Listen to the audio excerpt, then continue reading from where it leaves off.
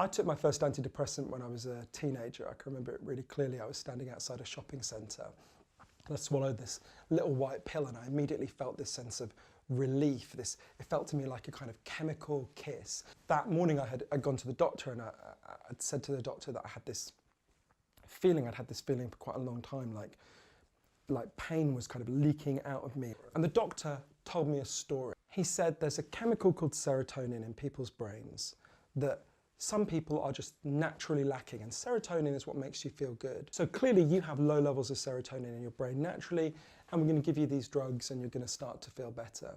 In the 1970s, something really important was discovered about depression, but it was so explosive and so inconvenient that it was pushed aside, and it's only recently been properly rediscovered. At that time, psychiatrists drew up for the first time a proper guide to how to diagnose depression.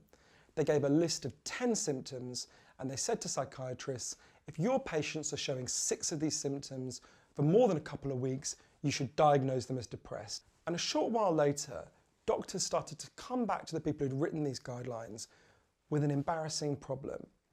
It turns out everyone, if they've lost someone they love, if they're grieving, shows these symptoms.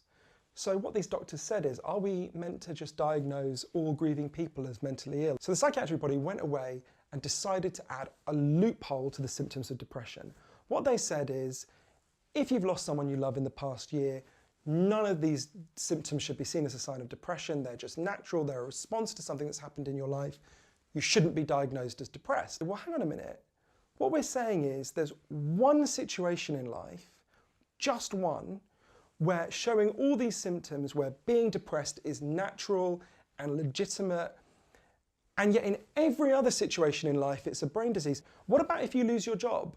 What about if you lose your home? What about if you're stuck in a job you hate for the next 40 years? Why is there only one piece of context that counts? And so what they did is they gradually reduced the grief loophole. They cut it down from a year to 6 months and they got rid of it more and more until now it's gone. What the grief exception tells us is something really fundamental about how we've been getting depression and anxiety wrong. We've been acting like they're just symptoms on a checklist that describe a problem in your brain. In fact, depression and anxiety are most often a problem with something that's happening in our lives. What this means is, if you're depressed and anxious, you're not a machine with malfunctioning parts. You're a human being with unmet needs.